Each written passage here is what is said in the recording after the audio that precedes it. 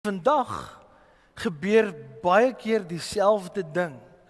Mense wil torings bou vir hulle self of vir hulle naam of wat ook al. En die eerste ding wat hulle doen is kom ons skuif net die Here uit, dat ons eie groot ding kan bou. Want hierdie ouens sterf deur as kom ons maak.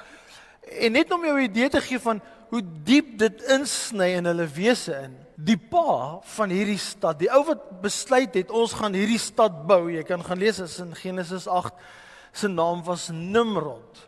En nou Nimrod was 'n afstammeling van een van Noag se seuns en uit Gam se geslagslyn uit kry ons later uit 'n ou wat se naam is Kus.